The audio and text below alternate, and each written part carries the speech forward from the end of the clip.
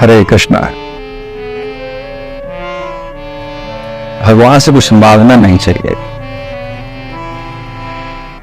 इस वीडियो में मैं इसी बात पे चर्चा करूंगा और प्रहलाद जी ने भगवान से क्या मांगा और भगवान ने उनको क्या दिया है,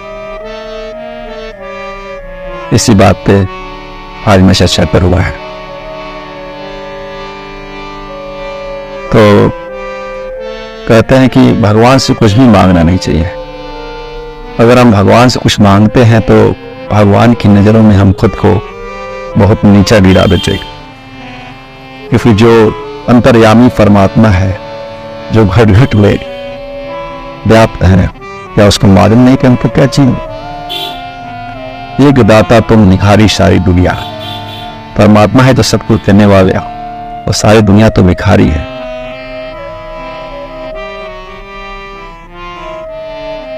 प्रहलाद जी कहते हैं कि भगवान से क्या मांगो मैं। कौन कहता है कि नहीं बेटा, तुम जैसा आत्म काम, पूर्ण काम और परम निष्काम भक्त हो, अगर मैं कुछ नहीं दूंगा तो मुझे प्रसन्नता नहीं होगी। मेरी प्रसन्नता के लिए ही तो कुछ मांग लो। तो प्रहलाद जी बोले कि ठीक है प्रभु, अगर मेरी प्रसन्नता के लिए ही आप अगर चाहते हैं कि मैं आपसे कुछ मांगू तो मुझे एक वरदान दे दीजिए। तो भगवान बोलते हैं कि जल्दी बोलो तुम्हें क्या चाहिए। रात बोले कि ठीक है, राजी है हम उसमें जिसमें तेरी रजा है। प्रभु आप मेरे वरदान मांगने से आप इतना प्रसन्न है तो मुझे एक वरदान दीजिए। तो प्रहलाद जी बोलते हैं, यदि राशीष में कामान वरस्ताम वरदर्श कामानाम हृदय संदोहम भवस्तु वरे वरम। हे प्रभु, अगर मुझे वरदान ही आप देना चाहते हैं तो ऐसा वरदान दीजिए कि आजीवन मेरे मन में आपसे कुछ मांगने की इच्छा ही ना। यदि वरदान देना तो यही वरदान दीजिए। सोचिए कि 5 साल का बालक प्रहलाद जी कितने चतुर है, और महाराज चतुर हो भी क्यों नहीं, कभी ऐसे वैसे गुरु के शिष्य थोड़ो ही थे, वो तो देवर्षि नारद के शिष्य थे। नारद जी नहीं है, उनको तो तत्व ज्ञान का उपदेश दिया था और भगवान की भक्ति के लिए उनको प्रेरित किया था, और ओम ओम भगवते वासुदेवाय का मंत्र भी। तो भगवान बोले तथास्तु। प्रहलाद बोले एक निवेदन है प्रभु, मेरे पिताजी ने आपसे बहुत बैर किया और बहुत क्लेश किया, उन्हें आप क्षमा कर दीजिए और उनकी दुर्गति न हो इतना ख्याल रखिएगा केशव। ये सुनकर भगवान रो पड़े, उनकी आंखों में आंसू आ गए। हे प्रहलाद, तुम धन्य हो। भगवान बोले कि हे प्रहलाद, तेरे पिता ने तुमको इतना कष्ट दिया, फिर भी तुम का कल्याण चाहते हो, ऐसी क्या बात है? प्रहलाद जी बोले कि हे प्रभु, अगर मेरे पिता का कल्याण नहीं हुआ तो मेरा पुत्र होना व्यर्थ हो जाएगा। प्रहलाद जी बोलते हैं, अब सोचिए कि पुत्र किसे कहते हैं, तो बता रहे हैं कि पूर्ण नाम नरकायते त्रायते इति कृत्वा, पूर्ण नाम नरकात त्रायते इति कृत्वा। जो अपने पिता को नरक में जाने से बचा ले वही पुत्र।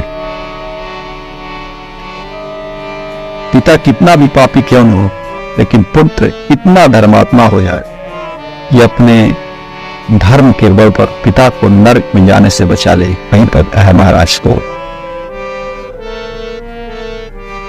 प्रहलाद जी की बात सुनकर भगवान द्रवित हो गए और उन्होंने प्रहलाद जी को अंक में भर लिया, गोद में उठा लिया महाराज, और नरसिंह अवतार में उनका तो मुख सिंह जैसा था और अपने जीभ से उनके कपोलों को चाटने लगे, प्यार करने लगे, दुलार करने लगे और बोले, पितृ सप्तभी पिता पुत्रः पितृभि सहते नरः यत साधु सगृहे जातो भवान वैकुल्य पावनान। हे प्रहलाद, मैं वचन देता हूं कि तेरे जैसा भक्त जिस कुल में जन्म लेगा, त्रिसप्तही पिता पुत्र, त्रिसप्तही मतलब होता है 3 7 21, उसकी 21 पीढ़ियों का पिता पितामह सहित मैं उद्धार करूंगा। और तुम जैसा पुत्र जिस कुल में जन्म ले लेगा वो घर पवित्र हो जाएगा। जातो भवान वैकुल पावना, वो घर ही पवित्र हो जाएगा। चाहे तुम्हारे कुल में सभी पापी ही क्यों न हो, पर भक्त के संबंध से मैं सभी पापियों का उद्धार कर दूंगा, ऐसा भगवान ने वचन दिया। और चलते चलते भगवान बोले, बेटा मैंने तुम्हारे पिता को बहुत कष्ट दिया, उन्हें मार दिया, हो सके तो मुझे क्षमा कर। लेकिन मैं तुम्हारे पिता को मार दिया है, मुझे अफसोस है कि तुम मेरे प्रिय भक्त हो, इसलिए मुझे अफसोस हो रहा है। लेकिन मैं आज तुम्हें वचन देता हूं कि तुम्हारे किसी संबंधी का वध मैं अब नहीं करूंगा। और भगवान ने इसका निर्वाह भी किया है। कृष्णावतार में भगवान को बाणासुर के साथ युद्ध हुआ। बाणासुर को भगवान ने छोड़ दिया, उन्हें मारा नहीं, और उनको इसलिए छोड़ा और उन्होंने कहा भगवान ने कि हे बाणासुर, मैं तुम्हें इसलिए छोड़ रहा हूं कि तुम प्रहलाद जी के कुल में जन्म लिया हो, और मैंने अपने भक्त प्रहलाद को यह वचन दिया है कि मैं तुम्हारे कुल में अब किसी का वध नहीं करूंगा। इसलिए बाणासुर के पिता महाराज बलि हैं, और बलि के पिता विलोचन, और विलोचन के पिता भक्त प्रहलाद है। प्रहलाद के पपौत्र है बाणासुर। बाणासुर को भगवान ने कृष्णावतार में छोड़ दिया, क्योंकि वो भगवान के भक्त के वंश के उत्पन्न हुए थे बाणासुर। तो भगवान बहुत कृपालु हैं और बहुत दयालु हैं। उनकी शरण में जाने से कल्याण ही होता है। और भगवान का भक्त अगर किसी कुल में जन्म लेता है महाराज, तो 21 पीढ़ियों का उद्धार होता है। भगवान ने ऐसा कहा है। तो हम लोगों को प्रयास यही करना चाहिए कि भगवान की जितनी भक्ति करें, अगर आप पूर्वजों से अपने संबंधियों से प्रेम करते हैं तो उनको उनके सामने फोटो पे सब रखो, रोइए मत, भगवान की भक्ति करिए कि उनको मोक्ष मिले, उनकी मुक्ति हो, उनका उद्धार हो। यही पुत्र होने का परम कर्तव्य। फिर कुछ नए उपदेशों के साथ, कुछ नए विचारों के साथ मैं फिर उपस्थित होऊंगा। तब तक के लिए हरे कृष्णा। हरे कृष्णा। ब्रह्मा जी ने देवताओं को, मनुष्यों को और दैत्यों को क्या उपदेश दिया है, उसी के बारे में एक छोटी सी वेद में कथा है, उसी की मैं चर्चा करूंगा। तो वेद में कथा आती है कि एक बार ब्रह्मा जी की तीनों संतानें और उनका जो रिप्रेजेंटेटिव है वो ब्रह्मा जी के पास गया। उनमें देवता लोग भी थे, मनुष्य भी थे और राक्षस भी थे। ये 3 प्रकार की ब्रह्मा जी की सृष्टि है। 3 प्रकार के माया के गुण भी होते हैं। सात्विक गुण जो देवताओं के होते हैं, राजस गुण जो मनुष्यों के होते हैं, और तामस गुण जो दैत्य, असुर और राक्षसों के होते हैं। तीनों ने जाकर ब्रह्मा जी से कहा कि हम लोग कल्याण के लिए आपसे कुछ उपदेश चाहते हैं। तो कृपया मुझे कुछ उपदेश दीजिए ताकि हम तीनों लोग का कल्याण हो सके। तो ब्रह्मा जी ने तीनों लोगों की तरफ देखा और कहा द द द और चलेगा। ये लोग बड़े चिंतित हुए कि मैं उपदेश के लिए हम लोग उनसे ब्रह्मा जी से बोले और ब्रह्मा जी बस बोले द द द और चले गए। अब इसका हम लोग को अर्थ कौन बताएगा। ब्रह्मा जी देवताओं की तरफ भी देख के बोले द, मनुष्यों की तरफ भी देखा उन्होंने और बोला द, और दैत्यों की तरफ भी देखा और बोला द। अब वो लोग अपने अपने गुरुओं के पास जाकर त का अर्थ पूछने के लिए गए। तो देवताओं के गुरु बृहस्पति जी हैं, तो उन्होंने इसका मतलब बताया कि द माने होता है दाम्यत, यानी देवताओं के द का मतलब हुआ दाम्यत। और मनुष्यों के गुरु ने कहा द का अर्थ है दत्त, और देवताओं के गुरु जो शुक्राचार्य हैं उन्होंने द का अर्थ बताया दयध्वम, यानी कि दाम्यत दत्त दयध्वम। ये 3 शब्दों का उपदेश ब्रह्मा जी ने दिया। संस्कृत में है और ये वेद में बताया गया है। बृहदारो उपनिषद जो है कि 5वें अध्याय के दूसरे ब्राह्मण का पहला, दूसरा और तीसरे मंत्र में इसकी व्याख्या की गई। तो इसका जो अर्थ है, तो देवताओं के जो गुरु हैं बृहस्पति जी है, उन्होंने कहा कि तुम्हारे यहाँ देवताओं विभाग तुम्हारे यहाँ बहुत ऐशोआराम है और बहुत ऐशोआराम का सामान है। तुम लोग बहुत विषयी हो चुके। ये 5 इंद्रियां जो है, ये खाना है, ये सुनना है, ये सुनना है, ये रस लेना, तो तुम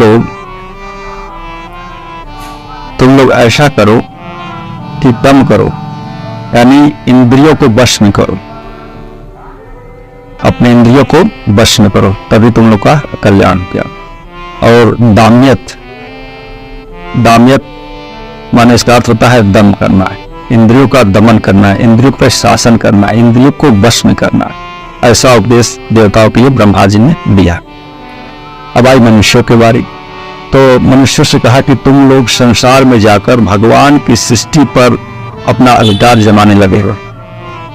इतनी जमीन हमारी है, हमारे नाम है, ये मकान हमने बनवा लिया है, ये हमारे 10 करोड़ जमा कर दिया है बैंक में, हमारे नाम पे है। ये सब अन्याय किया हुआ है।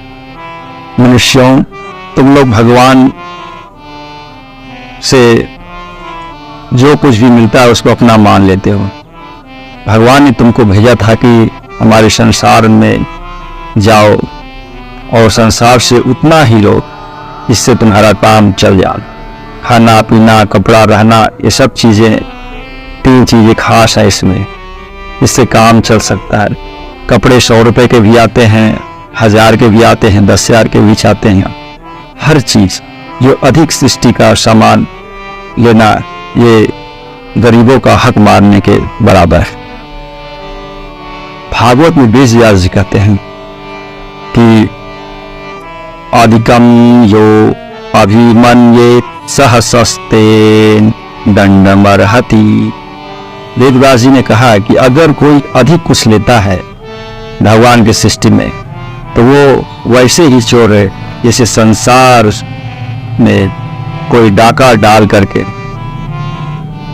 और अरबपति हो जाए।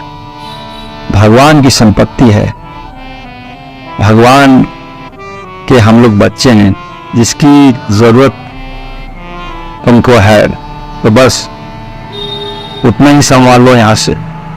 तो उन मनुष्यों को द का अर्थ बताया, दान करो। कहा गया है प्रगट 4 पद धर्म के कलिमा एक प्रधान, एन केन विधि देन दान करे कल्याण। महाराज कलयुग में तो मनुष्य भी दान सबसे श्रेष्ठ बताया गया, इसलिए दान जरूर करना चाहिए। दान से अंतःकरण की शुद्धि होगी, भगवत कृपा मिलेगी, अगर दान नहीं करोगे तो दंड मिलेगा, ऐसा वेद व्यास जी बता रहे हैं। क्या दंड मिलेगा? तो वेद व्यास जी ने बताया, अदत्त दाराश्च भवेत् दरिद्री, गरुड़ पुराण में कहा गया कि दान नहीं करोगे तो अगले जन्म में दरिद्र बनोगे, दरिद्र के घर में पैदा होना पड़ेगा। और पेट ऐसी चीज है महाराज कि उसमें कुछ न कुछ सामान डालना ही पड़ेगा खाने का। अगर ईमानदारी से नहीं जाता है तो बेईमानी से जाएगा, चोरी होगी, डकैती करोगे, पेट के पालन के लिए पाप होगा, तो दरिद्र होने के कारण और भी पाप होंगे, तो नरक मिलेगा और फिर दरिद्र बनेंगे। इसलिए दान करो मनुष्य, ऐसा वेद व्यास जी बता रहे हैं। और राक्षसों से कहा कि तुम लोग हिंसा करते हो, मर्डर करते, स्वार्थ के लिए तुम लोग जीव हत्या करते हो, तुम लोग दया सीखो, गरीबों पर दया करो। तो दाम्य देवताओं को उपदेश दिया, दत्त मनुष्य को, दयाधम दैत्यों को, इंद्रियों का दमन देवताओं को, दान मनुष्यों को, दया राक्षसों को, ये तीनों उपदेश ब्रह्मा जी ने सिर्फ 3 अक्षर द करके उपदेश उन्होंने दिया। तो सबसे श्रेष्ठ है कि हम लोग कलयुग में